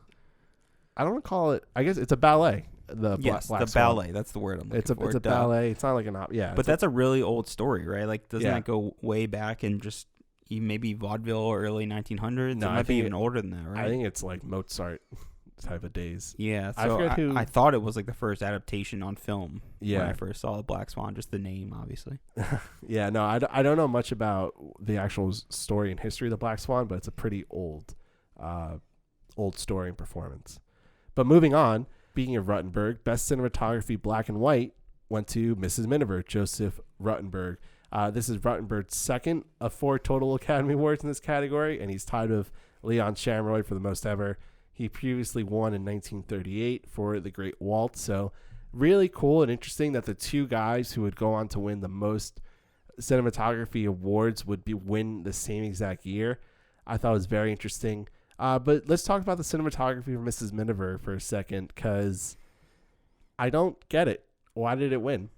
Yeah, I'm not sure. I mean, there are a couple cool shots with like the Dunkirk miniatures and some of the planes flying down and there's fighting. There's a good push-in during the German there's some cool scene. Camera movements, but it's really just that first hour of the movie where it's just like, this is so simple, and even the cinematography is not even like trying to do anything that's out there. I mean, it looks good. It's not like a bad. There's nothing bad about the cinematography. It's not like dull or just stationary. There's movement and some cool dolly movements and stuff like that. But yeah, I don't really see. I mean, we haven't seen any of those movies, but you've seen The Pride of the Yankees. Like, is there cool cinematography in that? With that being a baseball movie, yeah, I think it does a lot of cool things with that. The production design of that movie, it's really helped by it. But it also is one of those movies too where it is helped by what's going on around it. It's a little bit static, just like Mrs. Miniver. So that's why it's really, like, I guess, like, yeah, you would only get this. It would only get this win because of its popularity. And people were really into it. Maybe the bunker scene was something that people really latched onto because that was like very compelling. But again, we see some really beautiful films. This is not one of those beautiful films. I would put this at the lower tier of cinematography that we've seen so far. Best art direction for interior decoration and color goes to My Gal Sal. Art direction by Richard Day and Joseph C. Wright. Interior decorations by Thomas Little. This film starred Rita Hayworth and Victor Mature as the 1890 composer and singer duo Sally Elliott and Paul Dresser. This was Day's 4th out of 7 total wins in this category. Best art direction, interior decoration, black and white goes to This Above All. Art direction by Richard Day, Joseph C. Wright, and interior direction by Thomas Little. So this was Day's 5th out of 7 total wins in this category. He had won the previous year for How Green Was My Valley, and also he won in the award before for interior decoration color. Joseph C. Wright, he would only claim these 2 Oscars from this year, while Thomas Little would go on to win 3 more for a total of 6 for production design. So not the most, but 6 Oscars. And so I looked up how common was it in the production design category while they had split it to black and white and color, that someone won twice in the same year. And it happened again in 1950 of Hans Dreyer. He won for both color and black and white art direction. So Joining Day is the only people to do that. And this film was also set during World War II, starring Tyrone Power and Joan Fontaine falling in love in England as the war is starting. So we have another World War II, and that one was This Above All. Best sound recording goes to Nathan Levinson for Yankee Doodle Dandy. This is Levinson's only Oscar win out of 24 nominations between Best Sound Recording and Best Special Effects. He worked on The Life of Emile Zola from 1937 and A Streetcar Named Desire from 1951. So it's interesting here because one of the things that we spoke about Mrs. Miniver, Douglas Shearer, we've seen his name pop up over and over again in this category and throughout the AMPAS history. So do you think it's because he's won so many times that Mrs. Miniver didn't get the win here? Or do you think that Yankee Doodle Dandy just has that good of music? Yeah, I think that it was probably the Yankee Doodle Dandy musical aspect of it, and it was such a popular film. Mrs. Miniver was popular too, but I actually think that there's some merit and reason to give it to Mrs. Miniver for this. Again, like we talked about, the sound design during the bunker scene was really good and impactful, and I don't think sound design is where it's at today. I mean, when you go into a movie theater now, it completely envelops and surrounds you. But I thought that Mrs. Miniver, I thought it was a pretty good sound design, sound job by Douglas Shear. But again, maybe Shear has won so many. Nathan Levinson's a different name. You could do Dandy's that musical of the year. So I could definitely see that as the reason for why it won. Best original song went to White Christmas from Holiday Inn, music and lyrics by Irving Berlin. The film starred Bing Crosby and Fred Astaire. The song that would become White Christmas was conceived by Berlin on the set of the film Top Hat in 1935. He hummed the melody to Astaire, and the film's director, Mark Sandwich, as a song possible for a future Astaire Ginger Rogers vehicle. Astaire loved the tune, but Sandrick passed on it. Then Berlin's assignment for Paramount was to write a song about each of the major holidays of the year. He found that writing a song about Christmas was the most challenging because he was Jewish. When Crosby first heard Berlin play White Christmas in 1941, at the first rehearsals for the film, he did not immediately recognize his full potential, and Crosby simply said, "I don't think we have any problems with that one, Irving." And of course, it's very popular among Bing Crosby fans. It's a popular Christmas song for those who celebrate Christmas. But yes, that's White Christmas winning it Best Original Song. I think White Christmas is one of the best, if not the best, Christmas song of all time. So I'm a huge fan of this song. Not so much of Holiday Inn. I think White Christmas, the film White Christmas, is much better than Holiday Inn. I adore that movie. It's one of those Christmas movies I watch every year. But yeah, come on. How can you not love White Christmas? As a Jew yourself, Ben, you still gotta love White Christmas. Written by a Jew. Yeah, it's a good song. I don't want to shit on people's love for Christmas music, but I find it odd when people are really into Christmas music during Christmas. Like, it's the only thing you listen to. Like, come on. Put in a little AC/DC, a little Metallica to spice it up a little bit. Best scoring of a musical picture goes to Ray Heindorf and Heinz Rumhild for Yankee Doodle Dandy. Heindorf was born in Haverstraw, New York, which is where Ben grew up. Hi, it's kind of where I grew up. He received a total of 18 nominations between 1943 to 1969 between the categories scoring and best song. This is his first of 3 wins. He would later win for This Is the Army in 1943 and The Music Man in 1962. Best scoring of a dramatic or comedy picture went to Now Voyager to Max Steiner. This is the second year of the categories being distinguished between dramatic comedy and musical picture. We didn't really touch upon it last episode about this change, but I figured I'd bring it up now. But this is Steiner's second of 3 total Oscar wins. He won previously for The Informer, and he would go on to win for Since You Went Away in 1944. Steiner's other works includes Casablanca, King Kong, The Searchers, and Gone with the Wind. And we talked about how beautiful Steiner's music was for Gone with the Wind and how it probably would have won any other year, but it was going against The Wizard of Oz, which is probably one of the best, top 5 best musical scores of all time. So Steiner got his second award, though, this year. Best short subjects cartoon goes to Walt Disney. Another one. For Der Fuhrer's Face. Yeah, so I actually watched this one, and for those who might not know what Der Fuhrer's Face is, you might know the popular meme of Donald Duck reading Mein Kampf, which I had seen all over the place, and I'm like, why the fuck is he reading that? And then I was like, when I found out that this was from the film that it was from, I was like, oh, that makes complete sense. So, Der Fuhrer's Face is a Donald Duck starring vehicle that is a nightmare for him as he wakes up and he finds himself in Nazi Germany as a factory worker, and he's forced to go in to help the Germans and making bombs, and how he just doesn't like it. You know, Donald Duck has to have rations throughout the film.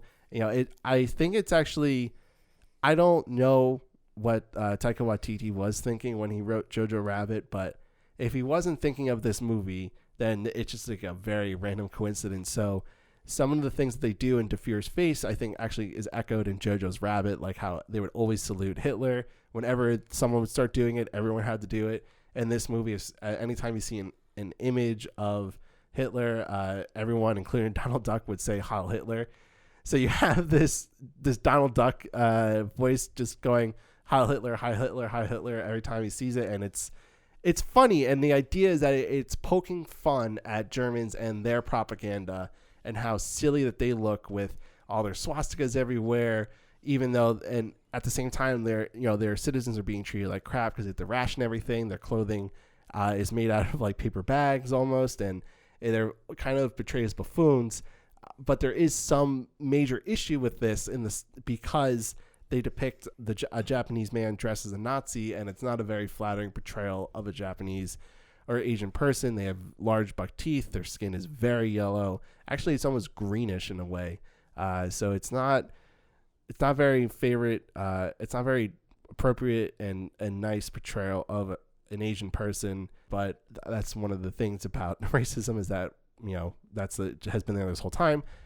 But anyways, it's a very funny film. It's only like 8 minutes long, and you can really get to understand like how Americans were using cartoons to fight off Nazis and how to give their own kind of propaganda. It's very well thought out. Did you watch this on Disney Plus? No. I didn't even look. Wait, you're going to tell me that this isn't on Disney Plus? I think obviously I think there'd be reasons why it wouldn't be on Disney Plus. Yeah, I call bullshit, Disney. Disney, you said you're going to open the vault and release everything on Disney Plus. I'll look right now on Disney Plus, but I searched for it on YouTube because I didn't think that it would actually be on there, because there is not a chance that this is on Disney Plus. Yeah, I didn't think because of the Asian portrayal. I didn't think, but let's see. There's no way. There's no way. Not even if it didn't have that like racist aspect, I don't think they would show it just simply based on the swastikas, the Nazi references. Well, that's the thing is like. So that's like another interesting thing about swastikas and seeing it, because they make a joke of it in Mrs. Miniver.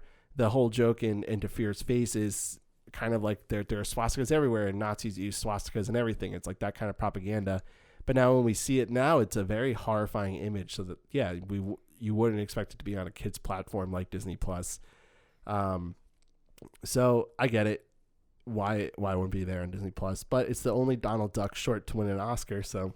Go Donald. Good on that. Yeah, good on that. But it is. I would definitely recommend people to go see it because it's a very interesting cartoon animation. And it's an interesting way of how different propaganda film can be too. Exactly. Best live action short subject to reel went to Beyond the Line of Duty from Warner Brothers. So this was a reenacted the real life of USA Army Corps Captain Hewitt T. Shorty Wheels. It's one of the many propaganda films the U.S. started to put out after Pearl Harbor.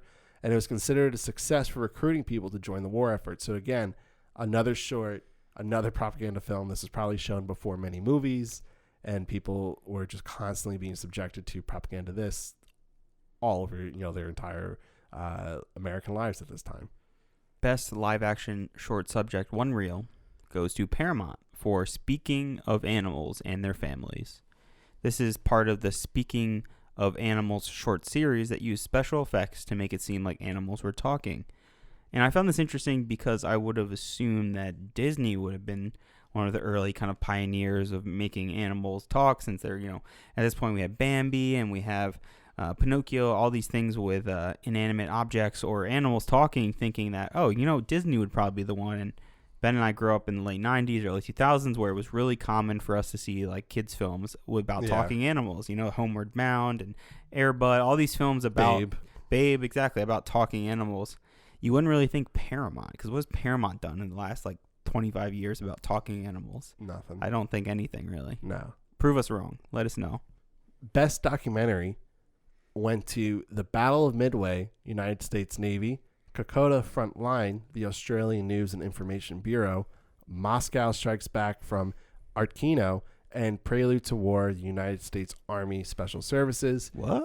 Yep, it was a 4-way tie for the best documentary category. It's the only time that this happened in Oscar history where 4 films tied.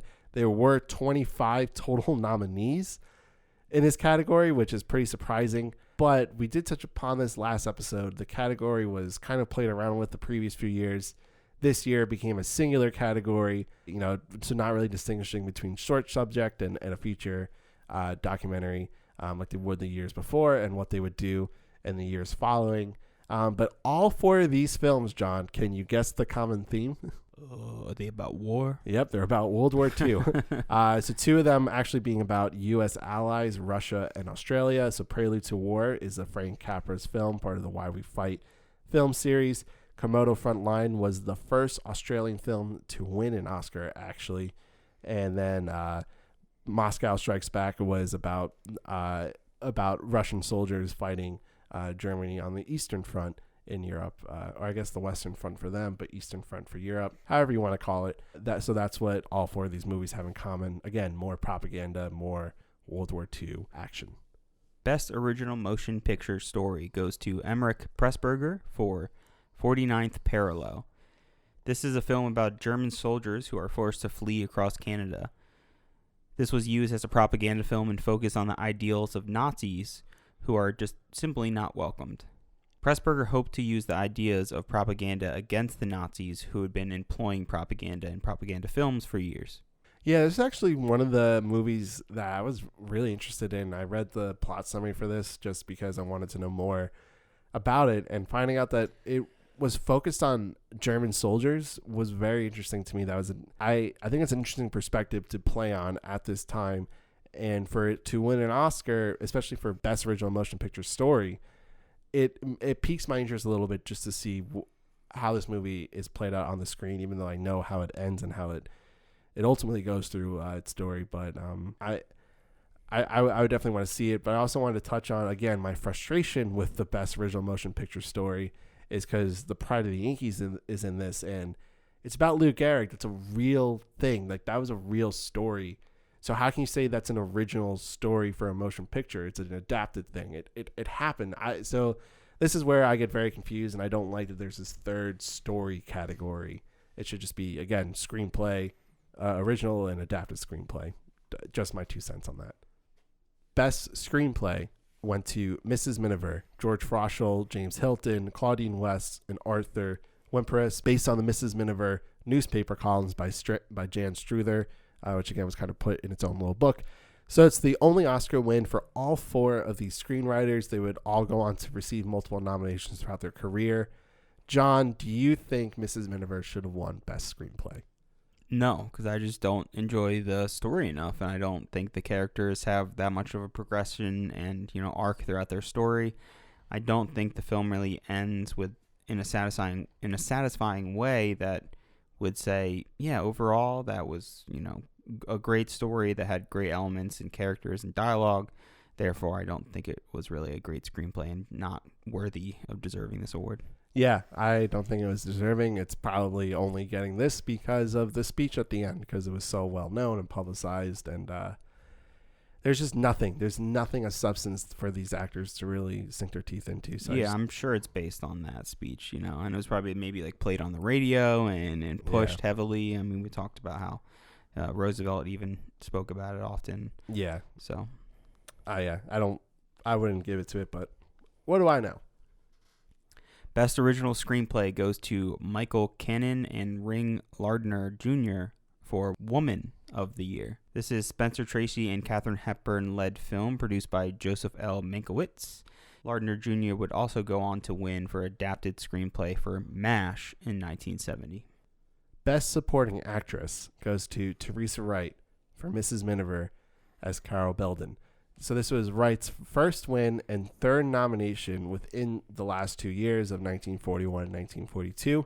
She had been nominated for The Little Foxes in 1941 for Best Supporting Actress. Wright is the first out of only 9 actors who have been nominated in both categories in the same year. Her 3 Academy Award nominations and 1 Academy Award in her first 3 films is unique. She remains the only performer to have received Academy Award nominations for her first 3 films. Her contract on when signing with Samuel Goldwyn said the aforementioned Teresa Wright shall not be required to pose for photographs in a bathing suit unless she is in the water. Neither may she be photographed running on the beach with her hair flying in the wind, nor may she pose in any of the following situations: in shorts, playing with a Cocker Spaniel, digging in a garden, whipping up a meal, attired in firecrackers and holding the skyrockets for the 4th of July, looking at a turkey for Thanksgiving, wearing a bunny cap with long ears for Easter, twinkling on prop snow in a skiing outfit while a fan blows her scarf, assuming an athletic stance while pretending to hit something with a bow and arrow. I wanted to read it because I thought that was so interesting that she was like, I'm never going to do any of that. And the fact that Samuel Golden, having the power that he had, was like, okay. And he just discovered her out of nowhere, and she just got put into all these films and the star status. So I find it funny that she had all these clauses in her contract when she signed. Get over yourself. Get over. That's ridiculous. Yeah, I don't know. I don't even know what to make of that. Like, what the fuck does that even mean? I think that means that she wanted genuine roles and not something that was going to be propaganda-ish type of things, stuff that was just going to be very cookie cutter. It's really funny because a lot of these things remind me of like old posters in a way. And even the one that I'm thinking of was, I think, a propaganda poster about the family sitting down with like the turkey. Like, it's a famous painting that was used as like a poster as well. And a lot of these things reminds me of like a woman playing with a Cocker Spaniel. Like, I could see that on a poster. A woman cutting a turkey, like, for her family. I could see that on like a poster back in like the 40s or 50s as being like the motherly signifying woman. So yeah, maybe it is that like she doesn't want to be classified as just the mom housewife. But like, I'm sorry, but that's kind of what your character is in Mrs. Miniver, and I don't think you really do much with it. Yeah, and I think what's interesting also in this category is that Dame Mae Whitty, who plays Lady Belden, is also in this category. And as we said, she kind of had the more character development, but also Teresa Wright was pretty good in this. I think so. So it's probably her death, right? Is why it's yeah, like it's traumatic. Everyone's thinking about 100%. it. It plays 100%. Into the end of the movie. Everyone's so sad. Like, that was such a good death performance. Yeah. It was shocking to see that you were shot. She was very popular. She had been popular the year before. She was in the Pride of the Yankees as well from this year, which she was also nominated for Best Actress. So I just think that her star power was probably at its height. And so that's probably why she took it away for Best Supporting Actress. Best Supporting Actor goes to Van Heffen for the film Johnny Eager as Jeff Hartnett. This is Heffen's only Academy win and nomination, and this performance was actually lauded by critics, with some even citing it as the only positive of the film itself. So also in this category, we actually have some big names. Walter Huston, Frank Morgan is in this, and we also have Henry Travers as James Ballard and Mrs. Miniver. He's the guy who makes the Mrs. Miniver Rose. I don't think he should have won, but he did get recognized in this category. So we have 3 nominations total between the Best Supporting Actor and Actress category. So interesting that is there. Best Actress goes to Greer Garson for Mrs. Miniver as Kay Miniver. So according to some modern sources on the history of the Academy Award ceremonies, Garson's acceptance speech upon receiving her award was so lengthy that the Academy henceforth requested that recipients limit their remarks, but the official AMPAS publication on the Oscars notes that the length was considerably exaggerated, and Garson was quoted as saying, actually it clocked at about 5.5 minutes, but I somewhat fractured a long-standing rule, which was that a winner should simply say, thank you, and then dissolve into a flood of tears and sit down. The history continues that the length of Garson's speech did not result in a time limit for accepted speeches. Time restrictions were not imposed until many years later when the awards ceremonies were broadcast live on television. That is from AFI's film catalog about the film. So everyone talks about how Greer Garson gave this 6-minute speech. It was really more like 5.5 minute speech. So they gave a little bit extra time to that.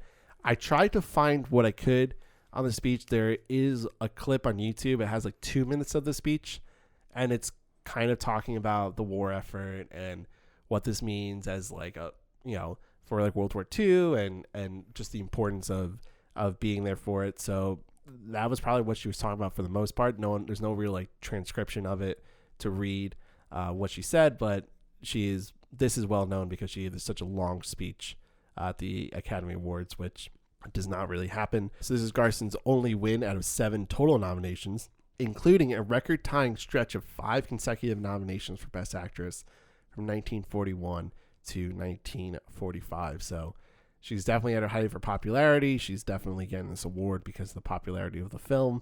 Is there really, I think, much else to say about Greer Garson for this? Not much. No, I think we talked about her performance and probably why it won. She's the lead. People really love this movie, and it seems to be inspiring a lot of people. But an interesting thing about this, obviously, is about the speech, the limit. We haven't really talked about that too much, so I want to ask you, do you think there should be a limit on the speech? Do you think they should play the music like they do to play people off? Should there just be like a warning sign that the person speaking can see? Do you think it's right? I think it's, I don't know. I actually haven't thought about that too much because I don't mind when they talk. I actually do watch a lot of like old clips, and I go back and rewatch like a lot of the speeches and stuff. Yeah, especially when I was first going through all these movies, I would rewatch as many clips as I could that they had of it. So I was always interested to see what people would say. I think that like what Joaquin Phoenix did was a lot, but then propaganda. But that's not that's not propaganda. It is a political statement, and I think there should be that space there, and I think it's totally fine for him to do that. At the same time, then you also get like from that same year, you had Renee Zellweger, who I think was she drunk at that? Am I just imagining that? Because she seemed like completely drunk during that ceremony. So I don't care how long they talk, as long as if you're going to talk, say something. Don't just talk just to talk, I guess would be my answer on that. Yeah, I think it goes both ways. I mean, he can talk about whatever he wants because he won. You know, like if you win, go up and talk about farts if you want to talk about farts. You know, like I think you have that time because you won this award. Go do it. Whether they should play the music, I always found the music to be insanely rude. Like there's got to be a better way to do it. Like the people might be going over their speech, but it's like cut their mic then, or like give on the podium maybe there's like a sign that says like overtime, or it gives you like a countdown clock, and if once it goes it starts like pulsing so you see it as someone who's speaking, and then they'll cut your mic if you keep going past that point. Yeah, one of the things, and I think I can say this because I work in television, is that I never understood why there's a time limit for the Academy Awards. Think of it as like the Super Bowl. There's no time limit to the Super Bowl. It just ends when the game ends. Yeah. The Academy Awards should just end when the Academy Awards end. Now, I'm not saying everyone should give a 10-minute speech, but I'm saying that there should be no reason to rush people unless it seems like they're starting to give a speech. If you want to let someone talk for 2 minutes at the max, I think that's okay, because I think that's what most of a good lengthy speech should be. Because then I think it's also a little hypocritical, because then you also take like 5 minutes before you even say who the nominees are to show off all this stuff about the movies and give these like kind of like awful sometimes speeches about the filmmaking process. I find in some of the more recent Academy Awards, they really drop the ball and like the whole meaning of it. And regardless, so I'm okay if they want to talk for long, but don't talk for too long, but also don't play music to get them out. Yeah, it's rude. It's like distracting for an audience member. You feel bad for the person. You also can't even hear them, which is kind of the point, but it's just like, well, then cut their mic. If you're just going to play music over them, like cut their mic so you still can't hear them. Usually it's like a transition fade where you can like their mic slowly goes away as the music starts like getting louder and louder. But on the other hand, it's led to some really funny moments. Yeah. Like, was it Cuba Gooding Jr. who just like stopped the music or whatever he said? He starts like just like going wild on the screen. You had Roberto Benigni going wild when he won. So, and we'll touch upon those moments because we'll actually have archival footage to look at. But so she gave a 6-minute speech. I don't think she actually caused this like whole rule to go into effect, but it's pretty interesting that she gave this very long speech, and it's the longest ever. Best Actor goes to James Cagney for Yankee Doodle Dandy as George M. Cohan. Cagney is remembered for playing multifaceted tough guys in films such as The Public Enemy from 1931, Taxi from 1932, Angels with Dirty Faces 1938, and City for Conquest in 1940, and White Heat in 1949. He found himself kind of typecast in these type of roles, these tough guy, macho man kind of roles. But Cagney actually walked out. Something I found really fascinating about his career is that he walked out of Warner Brothers several times over the course of his career, each time returning on much more improved and personal artistic terms. In 1935, he actually sued Warner Brothers for the breach of his contract and won. This was one of the first time an actor prevailed over a studio on a contract issue. He worked for an independent film company for a year while he was sued, while the suit was going on, and while it was being settled, establishing his own production company, Cagney Productions. In 1942, before returning back to Warner Brothers 7 years later, in reference to Cagney's refusal to be pushed around, Jack L. Warner called him the professional againster. Cagney also made numerous USO troop tours before and during World War II and served as president of the Screen Actors Guild for 2 years. So we haven't talked about him too much. He's come and popped up in the Academy a little bit here and there, but I definitely wanted to give him a shout out and show that really interesting, just ballsy thing that he did by leaving Warner Brothers, throwing out the middle finger, and then, which happens so much that we've seen in Hollywood, coming back and being kind of praised for doing something that was against the rules. Fascinating, I thought. Best Director went to William Wyler for Mrs. Miniver. After completing the film, William Wyler joined the U.S. Army and was posted to the Signal Corps. He was overseas on the night he won his first Oscar for this. He later revealed that his subsequent war experiences made him realize that the film actually portrayed war in too soft of a light. Wyler would go on to win 3 total times for Best Director, which is second most all time. He would win for Mrs. Miniver, The Best Years of Our Lives, and Ben-Hur, all Best Picture winners. So William Wyler steps away with his first Oscar for this movie. I think this is kind of the first time where I'm like, he really doesn't deserve this type of thing. I don't get it. I didn't find anything that spectacular about the direction in this. I thought it was pretty cookie cutter. I said it earlier. I thought it was like a sophomore film school type of film. He makes 2 really great films that would get recognition a little bit later in his career, but for right now, I don't really get this win. It's so difficult. I mean, for me, it mainly felt like the script was the issue with this film, and not so much the direction. I can't say the direction was great. I think it was just there to tell the story. It had some cool, some moments where there was cool shots. I think there were some cool ideas about, not showing much of the bombs during the bomb shelter. And I thought there was some pretty cool blocking with some of the family. And there's pretty good performances from our leads for the most part. So it's just like, it's not bad, but it just feels like people gave this to him because it was such a great film. Everyone was talking about it. It was the most, biggest film of the year, box office wise. And it just made a real cultural impact that, he was the mastermind behind it all, so he deserves the Best Director award. And I love some of his later films, so I don't know what that says. I think that says maybe it's just the bad script for me. Yeah, I would agree. I think it is just a bad script. And finally, for Outstanding Motion Picture, our nominees are Yankee Doodle Dandy, Wake Island, The Talk of the Town, Random Harvest, The Pride of the Yankees, The Pied Piper, The Magnificent Ambersons, King's Row, 49th Parallel, and the winner, Mrs. Miniver, for Sidney Franklin for Metro-Goldwyn-Mayer. So, Ben, is there not much more to say about Mrs. Miniver?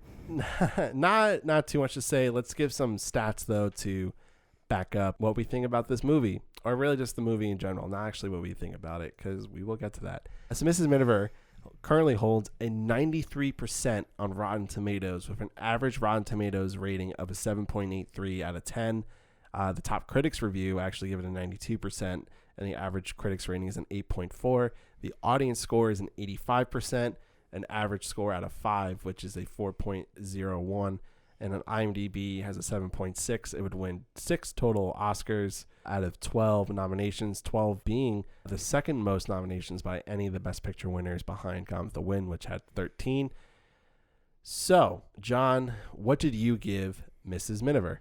I gave Mrs. Miniver a 60 out of 100, which kind of sits not so much in the middle, closer to the lower end between, The Life of Emile Zola at a 55 for me, and looking at Mutiny on a Bounty as like a 65. So it's kind of in between those two films, simply because I don't think it really worked as a film. I think it felt more as like a messaging bottle to kind of throw out into the ocean that is America, the UK, and people to really get inspired by it, but it wasn't really there to tell an intriguing story. It had more to do with pushing these themes, really pushing this agenda of fighting for war, and I think that made the film suffer, and it made the characters suffer as well.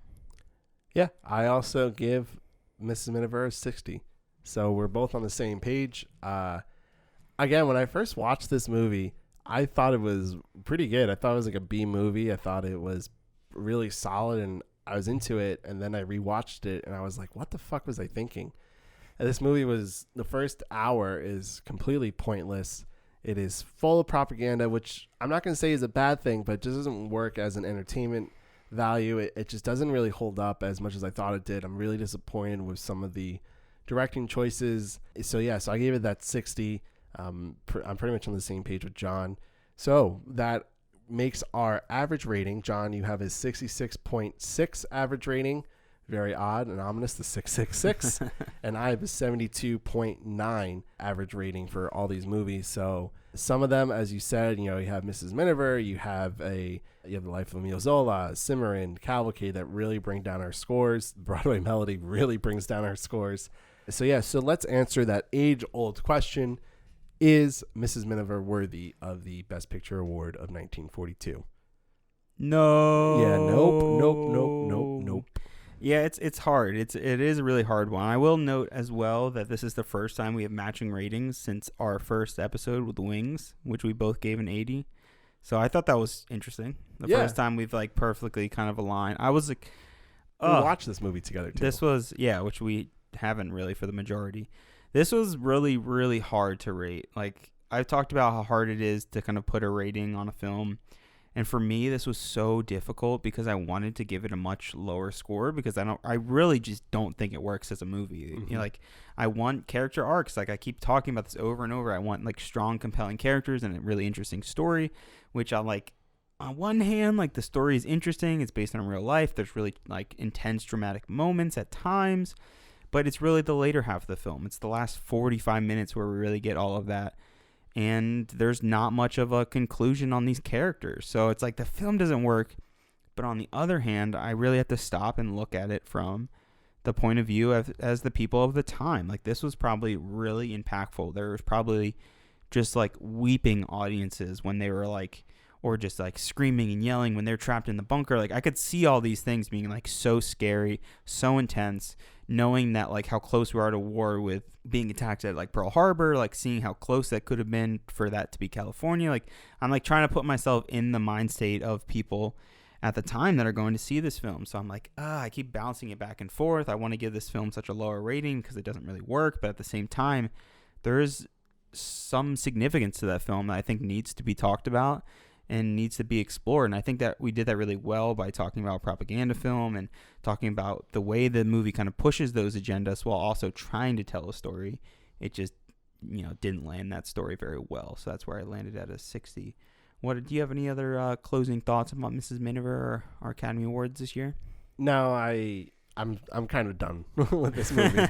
I just don't think it's, again, like, I don't know why I liked it at first, and rewatching it again and going through it again, there's just nothing of a filmmaking value that I think that is there. I think that it's a propaganda film. I think I think it's important, like what it represented for its time, but I don't think it really holds any water now, and I just don't think it's a good film at all. I think it's just there, and it's not something that I will look back on as like, do I let me rethink this. I think I'm kind of solidified in it. So that's it. That's Mrs. Miniver. That's the 15th Academy Awards. That's the 15th episode of Worthy. Any final thoughts, John, before we sign off?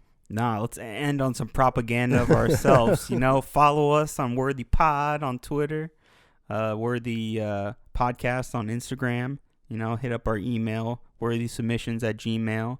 What else can we plug? What else we got? I think I hit the major ones. I think we hit the major Reach out. I mean, here's the thing, how we end this. We talked very intensely and very harshly on this film at times. And we look at reviews sometimes, and I know people like really love this movie. There's some people that like adore this movie and think it's a really strong, powerful piece of filmmaking that can push and move these kinds of agendas. And I think there's something to that. I don't really think the film works in that way, but I want the audience, if anyone's listening, if anyone likes this movie, or even if you like it a little bit more than us, tell us why. Tell us what we're missing, if there's something else that we need to explore or think about more, or if there's some aspect of these characters that are deserving more value than we gave them. And tell us why, because I can't figure it out. Why is this movie called Mrs. Miniver? Please tell me why. Yes, please tell us why. So, I'm Ben. And I'm John. And this is Worthy.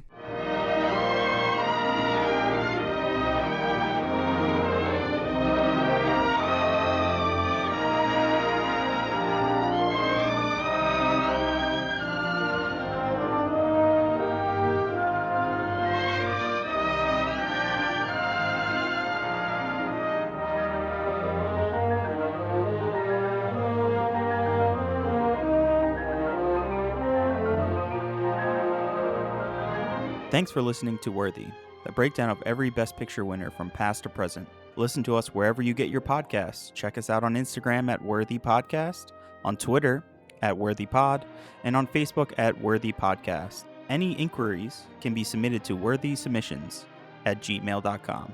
That's worthysubmissions@gmail.com.